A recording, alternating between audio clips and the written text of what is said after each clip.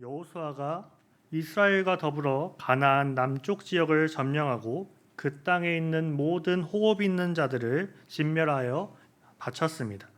이는 하나님께서 여호수아에게 명령하신 것으로 이스라엘 백성들이 남쪽을 점령할 때에 이 명령에 순종하여 남쪽을 점령하는 전쟁을 치렀습니다. 남쪽 지역을 점령한 후에 여호수아와 온 이스라엘이 함께 길갈 진영으로 돌아왔다라는 본문으로 10장의 이야기가 끝이 납니다. 오늘 본문인 11장 전반부는 이제 남쪽이 아니라 가나안 북쪽에서 일어난 이스라엘과 가나안 원주민과의 전쟁을 다루고 있습니다. 가나안 북쪽 지역에 있는 도시 중에 유력한 곧 남쪽으로 치면 여리고나 기브온 같은 역할을 하고 있는 도시가 하솔이었습니다. 그곳의 왕인 야빈이 10장에 일어난 사건, 가나안 남쪽 지역이 어디선가 나타난 이스라엘이라는 외지인에게 전부 점령당했다는 소식을 듣게 됩니다. 이에 하솔왕 야빈이 주변의 유력한 국가들의 왕과 연합하고 거기서 멈추지 않고 북쪽 산지와 아라바와 서쪽 돌의 높은 곳의 왕들과 가나안 족속, 곧 아모리 족속, 헷 족속, 브리스, 여부스, 히위 족속에게 사람을 보내서 함께 참전하자라고 이야기합니다. 이에 가나안 족속들이 모든 군대를 거느리고 나올 때 성경에서 그들의 군사의 수가 해변의 모래와 같이 많고 말과 병거도 심히 많았다. 그리고 이 왕들이 모두 모여서 메론 물가에 진을 쳤다라고 기록되어 있습니다. 그러나 그때에 하나님께서 여호수아에게 다시 한번 말씀하시는데 이전부터 여호수아에게 계속 지속적으로 하셨던 말씀, 두려워 말라. 내가 그들을 이스라엘에게 넘겨주어 몰살시킬 것이라고 말씀하시고 여호수아에게 한 가지 명령을 내리십니다. 그것은 적군의 말에 뒷발의 힘줄을 끊고 병거를 불살라 태우라고 하시는 겁니다. 이 명령을 받은 여호수아는 이스라엘 군사들과 함께 메롬에 있는 북쪽 연합군을 습격하여 그들을 격파하고 그들을 시돈과 미스르본마임, 미스바 골짜기까지 추격하여 한 사람도 남기지 않고 쳐 죽였다라고 오늘 본문이 기록하고 있습니다. 그렇게 북쪽 연합군을 상대로 승리한 이후 여호수아는 하나님의 명령하신 대로 말 뒷발의 힘줄을 끊고 병거를 불살라 없애버렸습니다. 그리고 하솔왕 야빈을 처형하고 북쪽 지역에 있는 모든 호흡 있는 자들을 진멸하고 하솔성을 불태웠습니다. 그러나 하솔만 불사르고 그 외의 성읍들은 불사르지 않고 재물과 가축만 탈취하였습니다. 북쪽을 점령할 때의 사건도 남쪽을 점령할 때와 크게 다르지 않습니다. 이들은 하나님 앞에 순종함으로 전쟁을 치렀습니다. 그러나 오늘 남쪽과 북쪽 전쟁이 이렇게 두 개가 동시에 기록되어 있는 가운데 오늘은 순종보다 더욱 강력한 한 단어를 함께 나누기 원합니다. 그것은 충성입니다. 오늘 충성을 가지고 이들이 북쪽 전쟁을 치룰 때 어떠한 충성을 가지고 나아갔는지 저희가 함께 은혜 나누기 원합니다. 첫 번째는 충성은 두려움보다 하나님의 약속을 붙드는 것이라는 겁니다. 오늘 본문 4절에 이렇게 기록되어 있습니다. 백성이 많아 해변에 수많은 모래 같고 말과 병거도 심히 많았으며라고 기록되어 있습니다. 바로 다음 절에는 이 왕들이 모두 모여 나와서 이스라엘과 싸우려고 메론 물가에 함께 진쳤더라라고 기록되어 있습니다. 이들이 해변에 모래와 같이 많은 군사와 말과 병거를 모아놓고 메론 물가, 그러니까 남쪽에서 이스라엘이 북진하러 올라오는 그 길목에서 이들이 진을 치고 기다리고 있는 것입니다. 올 테면 와봐라. 너희가 우리의 이 많은 숫자를 보고도 감히 올 수 있겠냐라고 하는 겁니다. 통상적으로는 진을 치기 위해서 매복하는 것이 훨씬 유리합니다. 이들이 숫자가 적었다면 이들이 북쪽 산지에 능통한 자들이기 때문에 산에서 매복하여서 그들이 들어오는 이스라엘의 허리를 끊고 호위하여서 전쟁을 하는 것이 훨씬 유리합니다. 그러나 오늘 북쪽 연합군은 이스라엘에게 기세로 밀어붙이려고 했던 모습을 볼 수 있습니다. 물가, 그러니까 훤히 다 보이는 데서 이스라엘 백성들한테 보라고 진을 쳤다라는 것입니다. 너희 올 수 있으면 한번 와봐라. 너희가 오면 죽은 목숨이다. 여기 수많은 군사와 말과 병거가 보이지 않느냐. 그런데도 넘어올 테면 한번 넘어와 봐라. 죽는 건 너희다. 라는 자신감을 내비치는 겁니다. 그러나 하나님께서 6절에 여호수아에게 말씀하십니다. 그들로 말미암아 두려워하지 말라. 내일 이맘때 내가 그들을 이스라엘 앞에 넘겨주어 몰살시킬 것이다. 그러니 너는 그들의 말 뒷발에 힘줄을 끊고 병거를 불살라라고 이야기하십니다. 여호수아 1장부터 지금까지 내내 하나님이 하시는 말씀이 동일합니다. 하나님이 어떠한 순종을 요구하시면서 여호수아와 이스라엘에게 항상 요구하시는 것은 두려워하지 말라는 겁니다. 하나님께서는 여호수아와 이스라엘이 두려워할 것을 너무나도 잘 알고 계셨습니다. 왜냐하면 그들의 눈에 불기둥과 구름기둥도 사라졌고 이제 만나도 내리지 않습니다. 광야에서 그들이 겪었던 모든 하나님의 임재하는 눈에 보이는 상징은 나타나지 않고 말씀으로만 나타나십니다. 그러니까 눈에 보이는 요소로 나타나지 않으신다는 것입니다. 그러나 그들 눈에 보이는 건 그곳 가운데 강력한 원주민들입니다. 그들이 이전의 사건들을 경험했음에도 불구하고 다시금 오는 두려움 앞에 무력해질 때마다 하나님께서는 그들에게 두려워하지 말라라고 말씀하시는 겁니다. 이 말씀이 우리에게도 동일하게 적용됩니다. 우리는 세상을 살아갈 때 하나님의 약속을 믿는다고 하지만 그 약속은 아직 우리에게 오지 않은 것처럼 보여지고 우리 눈에 보이지 않고 우리 손에 잡히지 않는데 내 앞에 놓인 상황과 어려움은 너무나도 잘 보이기 때문입니다. 그럴 때마다 우리는 두려움 가운데 휩싸입니다. 제가 일전에도 말씀드렸듯이 저희 어머니는 두려움에 되게 취약하십니다.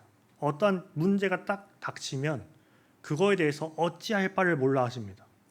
제가 수차례 그게 아직 오지 않은 상황이고 천천히 풀어가면 된다라고 말씀을 드려도 두려움에 사로잡히면 그 이야기가 들리지 않습니다. 계속해서 어떻게 하냐만 반복할 뿐입니다. 그러니까 우리에게도 상황과 여건과 고난의 어려움이 닥칠 때 우리가 하나님의 약속을 붙들지 않고 있다라면 우리는 두려움 가운데 휩싸여서 어찌할 바를 모르게 된다라는 것입니다. 그러나 오늘 본문이 계속해서 우리에게 말씀하시는 것은 우리에게 두려워하지 말라고 하시는 겁니다. 1장에서부터 하나님 말씀하셨습니다. 내가 이 땅을 너희가 차지하게 할 것이다. 내가 이 모든 것이 끝날 때까지 떠나지 않을 것이다 라고 약속하셨습니다. 그러니까 이제 이스라엘은 둘 중 하나를 붙잡아야 하는 상황 가운데 있습니다. 그럴 때마다 하나님은 내 약속을 신뢰하고 붙잡아라. 내가 증명하겠다. 내가 나타내겠다.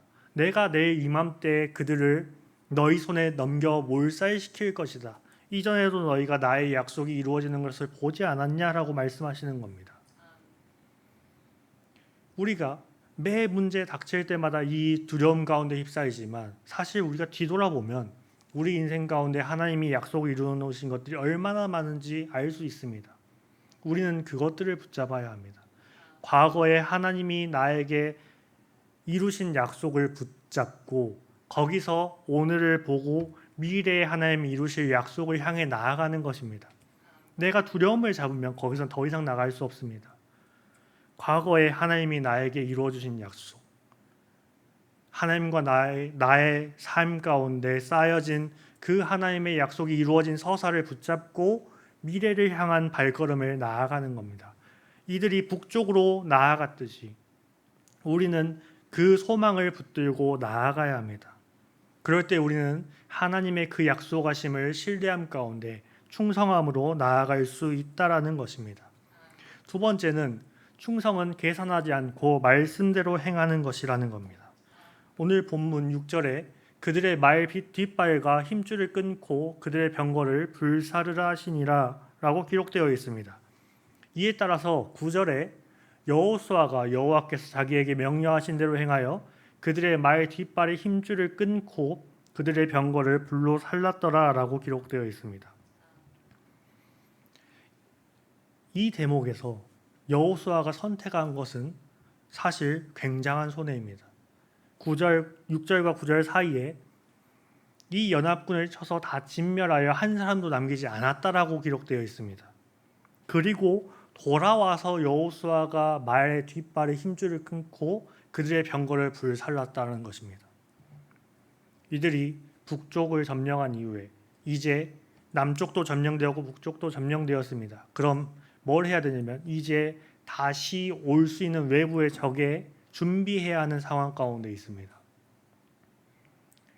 그들 수많은 해변에 수많은 모래와 같은 군사가 왔고 말과 병거가 많았다라고 기록되어 있는데 그 가운데 살아남은 말과 병거들을 가지면 그들의 군사력을 증강할 수 있는 힘이 됩니다. 여호수아가 그것을 계산했다면 절대 하나님 말씀에 따를 수 없습니다.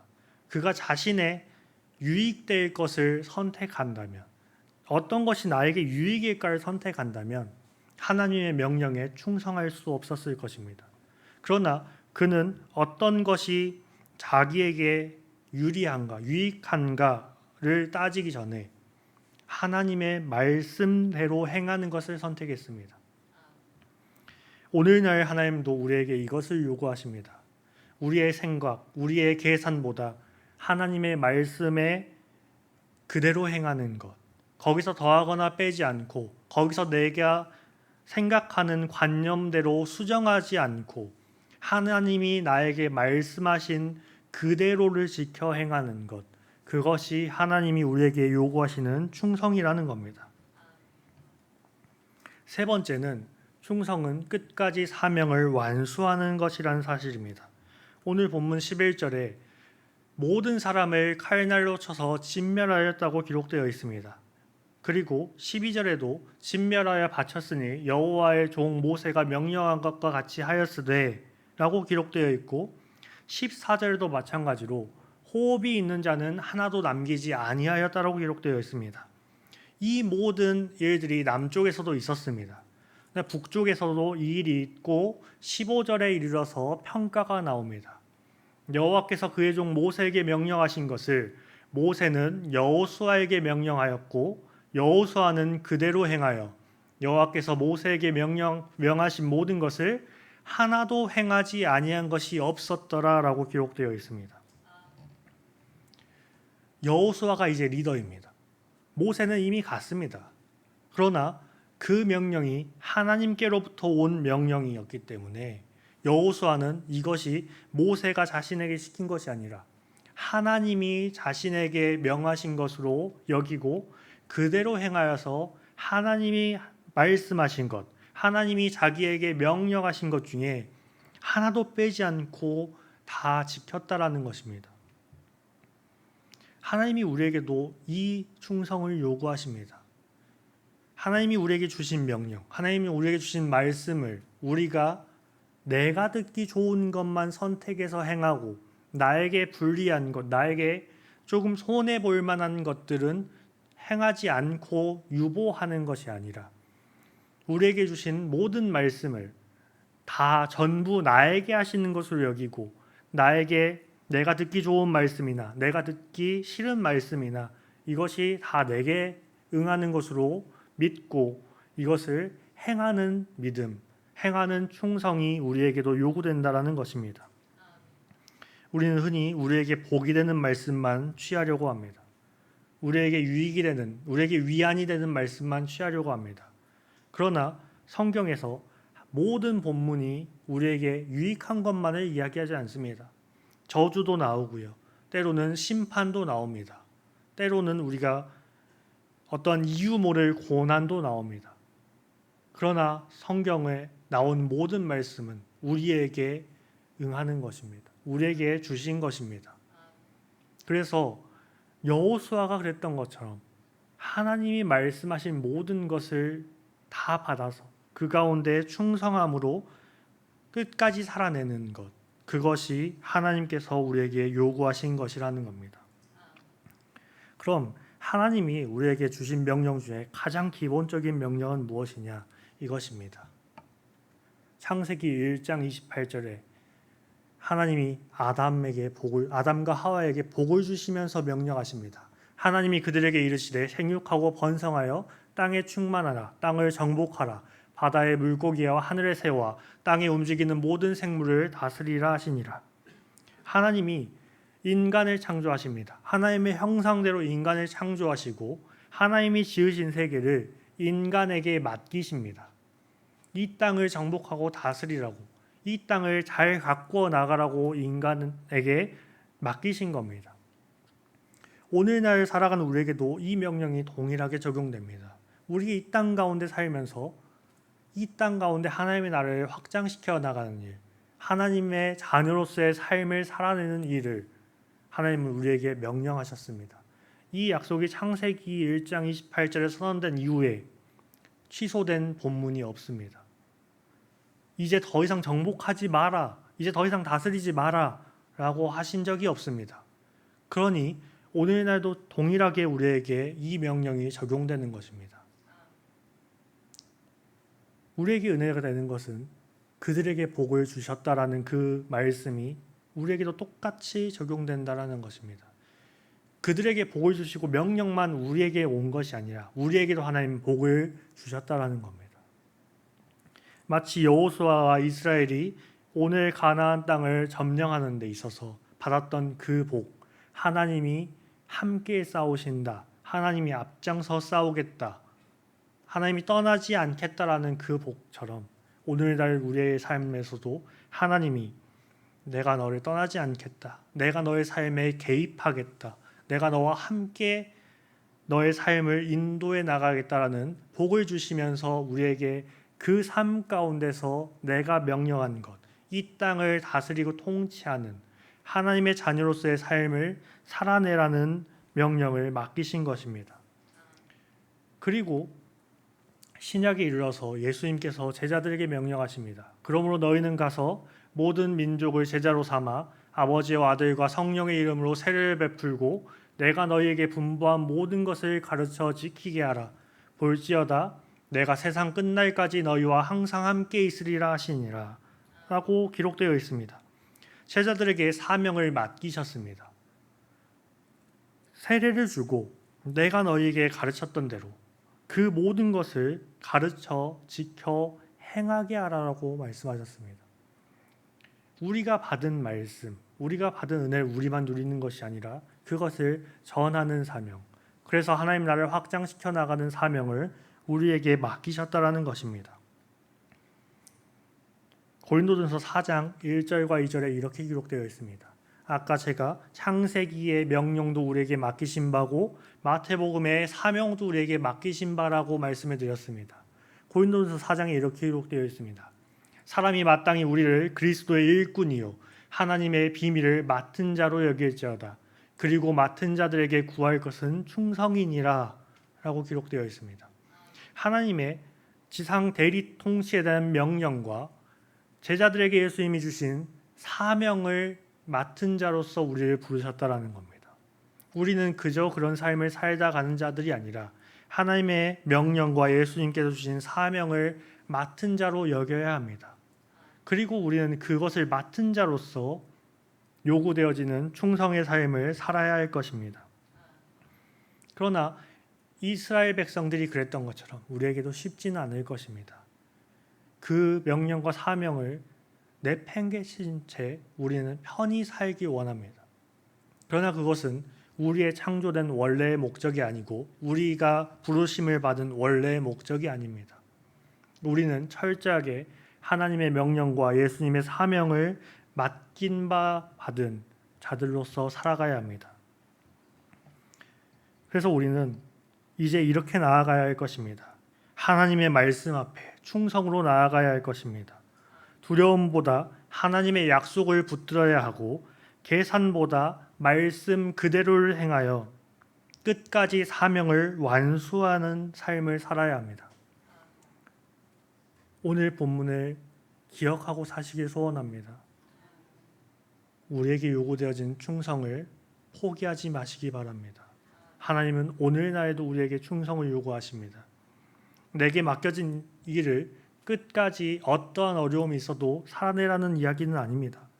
오늘 나에 맡겨진 삶 가운데 오늘 하루의 끝까지 하나님의 말씀을 붙들고 살라는 말씀입니다. 말씀을 늘 가까이 하시길 소원합니다. 그리고 그 가운데서 하나님이 나에게 말씀하시는 것을 발견하시기 바랍니다.